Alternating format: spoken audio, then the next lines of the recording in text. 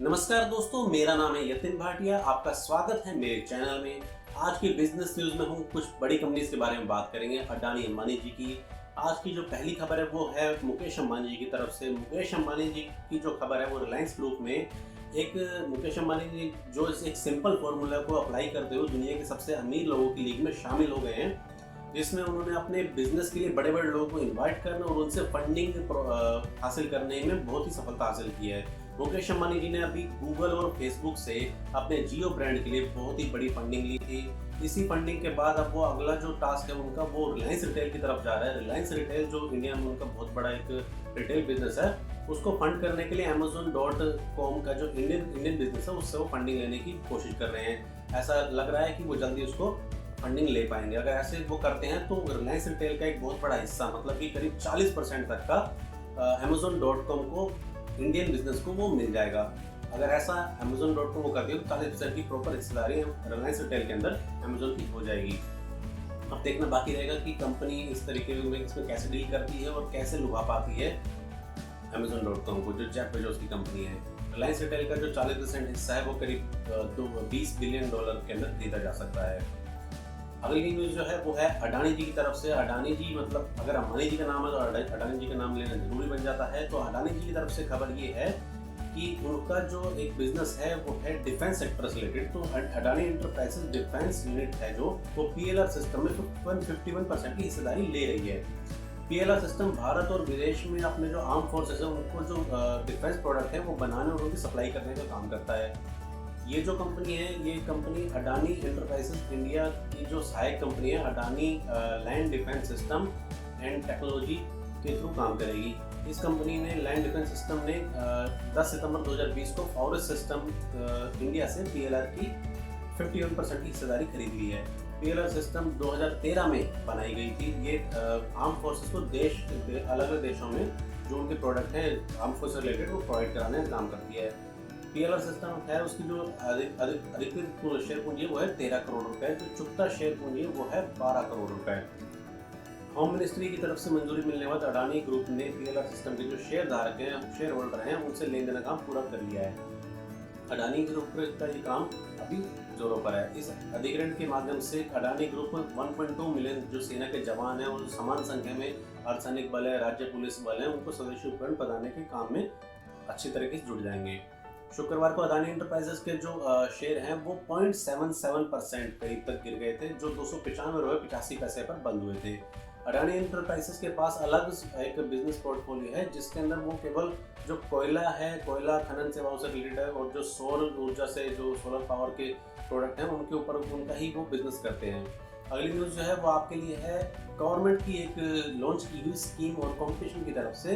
Government एक scheme launch की थी जिसके अंदर ऐप अपना नॉमिनेशन दे सके, ऐप बनाने वाली कंपनीज। तो घरेलू मोबाइल कंपनीज को बढ़ावा देने के लिए हाल ही में गवर्नमेंट ने कंपटीशन लॉन्च किया था, जिसमें ज़्यादातर जो कैटेगरीज वो थी, वो जो मतलब जो एंट्रीज थी वो थी बिजनेस ऐप से रिलेटेड। और बिजनेस ऐप के साथ साथ जो सोशल नेटवर्किंग है, ई लर्निंग है, जो और जो हेल्थ और लैंड सेक्टर की जो भी वो सोशल वर्क की जो भी कैटेगरी है उनकी भी एंट्रीज आई हैं, बट ज़्यादातर इसके आई हैं। ये पहली तरीके की अपनी प्रतियोगिता है जिसमें आत्मनिर्भर भारत इनोवेशन चैलेंज कहा जाता है, जिसे सरकार ने देश भर में 7000 एंट्रीज में से 24 कंपनियों को शॉर्टलिस्ट किया है। MyGov के जो CEO अभिषेक सिंह, उन्होंने कहा है कि इस जो कंपटीशन में जो भागीदारी है उससे पता चलता है कि इंडियंस के पास कितनी कैपेबिलिटी और कितनी टैलेंट है। भारतीय जो है वो ऐप डाउनलोड करने में बहुत आगे, बट किसी कंपनी का नाम लेगा कि वो ऐप बनाने में आगे है तो टॉप 20 में भी किसी कंपनी का भी नाम नहीं आता है। ऐसा कंपटीशन अगर और चलते रहते हैं तो कंट्री के अंदर जो टैलेंट है वो बढ़कर बाहर आएंगे। अगली न्यूज़ जो है वो है LIC की तरफ से। LIC मतलब जीवन बीमा निगम। LIC ने HDFC का जो मॉडल है हाउसिंग लोन का वो समझ रही है, क्योंकि IDBI बैंक जो है वो RBI की गाइडलाइन को फॉलो करते हुए LIC के जो हाउसिंग फाइनेंस है उसका बिजनेस संभालती है, उसका लोन डिस्ट्रीब्यूट करती है और आगे भी करती रहेगी। LIC के जो चेयरमैन है MR कुमार ने कहा है कि बीमा कंपनी IDBI द्वारा जो सेल्स है उसके थ्रू वो खुश है, क्योंकि उसके अंदर उनकी 51% हिस्सेदारी है। इसने लगभग 2 क्वार्टर से प्रॉफिट लगातार दिखाया है। एक छोटे से जो टाइम फ्रेम है उसके अंदर ये कंपनी एक बड़े बैंक्यूरस पार्टनर के रूप में उभरी है। बैंक्यूरस मतलब जो बैंक होने के साथ साथ जो है वो लोन भी प्रोवाइड कराते हैं और इंश्योरेंस भी प्रोवाइड कराते हैं।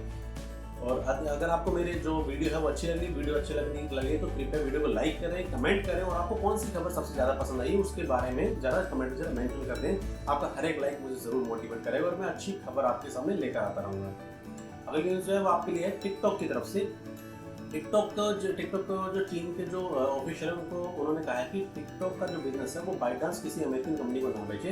ऐसा सीक्रेट न्यूज़ से पता चला है कि जो चाइनीज ऑफिशियल उन्होंने बाइडांस को ऐसा करने से मना किया, क्योंकि उन्होंने कहा है कि किसी बिजनेस को अपने यूएस कंपनी को बेचने की बजाय वो लॉस में बंद कर दें।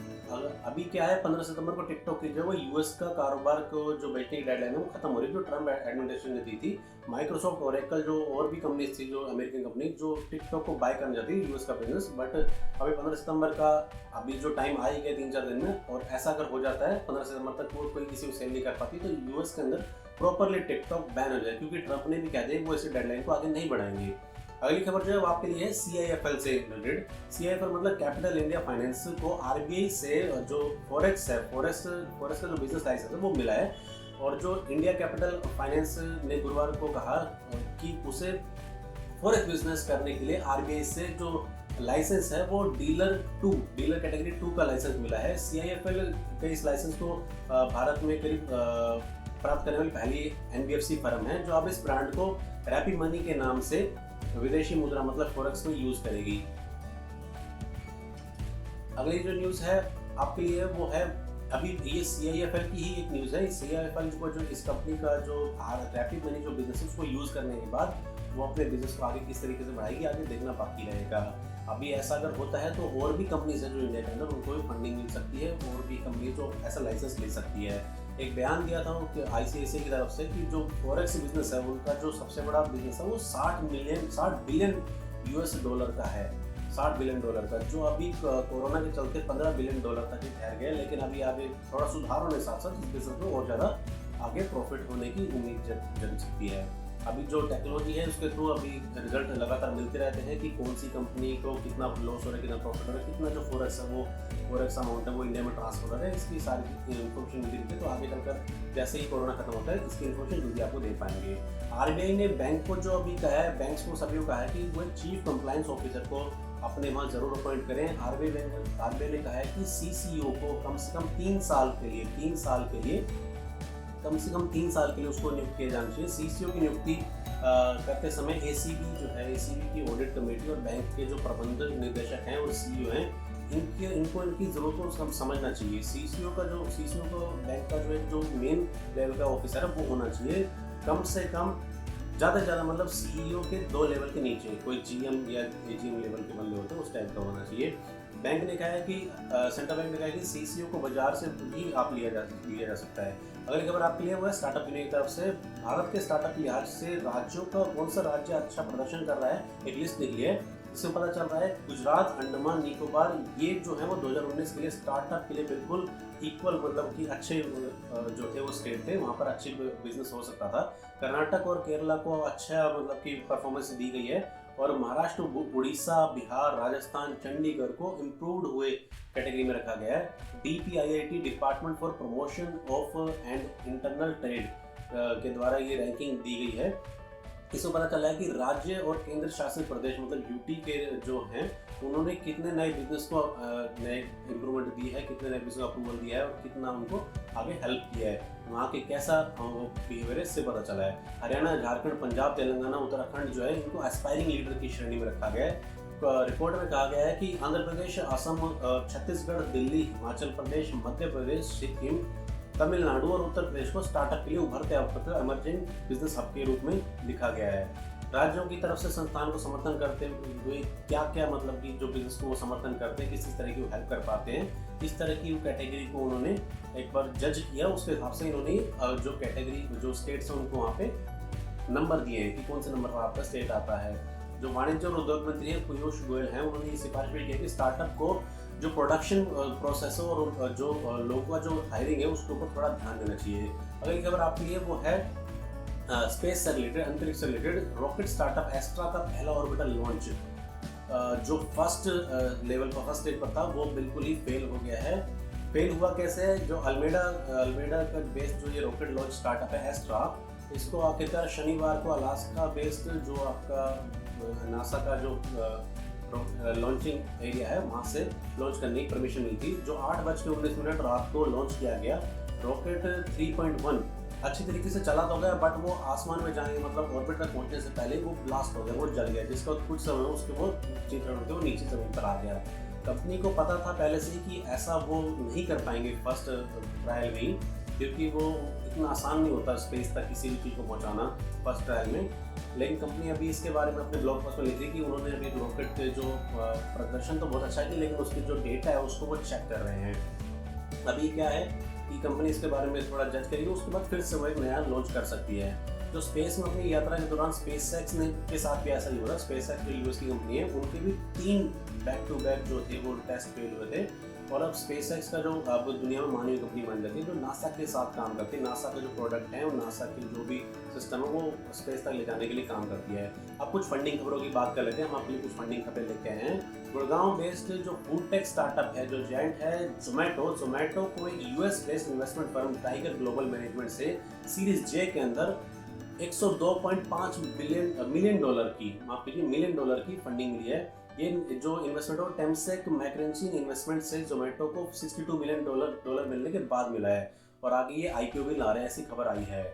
और अगली जो न्यूज़ है वो है ग्रो डेटा साइंस की तरफ से। ग्रो एक म्यूचुअल फंड प्लेटफॉर्म है जिसको सिलिकॉन वैली जो स्टार्टअप एक्सेलरेटर है, वाई कॉम्बिनेटर है, उनकी तरफ से एक इन्वेस्टमेंट मिली है, और वो इन्वेस्टमेंट है $30 मिलियन की। इस फंडिंग का यूज़ वो जो इन्वेस्टर्स हैं उनको अपने भरोसे में लाने और अपनी जो क्या कहते हैं टेक्नोलॉजी उसको इम्प्रूव करने के लिए वो यूज़ करेंगे। ऐसी इन्वेस्टमेंट वो पहले भी ले चुके हैं। हसूरा नाम की कंपनी है, हसूरा एक तीसरी कंपनी है। हसूरा सैन फ्रांसिस्को बेंगलोर बेस्ड एक हसूरा नाम की कंपनी जो निवेशकों को अपना काम करवाती है, निवेशकों को निवेशक प्रोवाइड कराती है। उनको फंडिंग मिली है। जो एंजल इन्वेस्टर हैं माइक्रोसॉफ्ट के चेयरपर्सन जॉन थॉमसन, इनसे फंडिंग मिली है $25 मिलियन की। इस जो फंडिंग का है वो यूज़ वो ओपन सोर्स है, और जो अपने कमर्शियल जो प्रोडक्ट हैं उनके प्रोडक्ट के इम्प्रूवमेंट के अंदर वो लगाएंगे। इससे उनके आगे बिजनेस में तेजी भी आएगी। अगली जो न्यूज़ है वो आपके लिए है मेलोरा की तरफ से। अगर आपने देखा होगा, मेलोरा एक कंपनी है जो ज्वेलरी प्रोवाइड कराती है। इंडिया फाइन ज्वेलरी प्रोडक्ट कहा जाता है इसको मेलोरा शेडो होल्डिंग्स की अगुवाई में डेट फंडिंग मिली है $8.9 मिलियन की, जो 66 करोड़ रुपए करीब की है। और अभी इस फंडिंग को यूज़ करते हैं किस तरीके से अपने बिजनेस को आगे बढ़ाने के लिए, वो अभी देखना बाकी है। कंपनी ने कुछ अभी क्लियर नहीं किया है। आज की बिजनेस न्यूज़ में इतना ही। अगर आपको ये वीडियो अच्छी लगी है, पसंद आई है, तो आप मेरी वीडियो को लाइक करें और शेयर करें, और आप कमेंट करें कि आपको इसमें क्या अच्छा लगा। और यतिन भाटिया चैनल को सब्सक्राइब ज़रूर करें, और चैनल को सब्सक्राइब करने के बाद बेल आइकन का बटन दबा दें ताकि आपको मेरी न्यूज़ मिलती रहे। आज के लिए इतना ही। आपके लिए क्लिक करना आसान रहेगा, सब्सक्राइब करिएगा, सब्सक्राइब करना फ्री है, क्लिक ही तो करना है। और कल फिर मिलेंगे एक बड़ी ही महत्वपूर्ण जानकारी के साथ। धन्यवाद।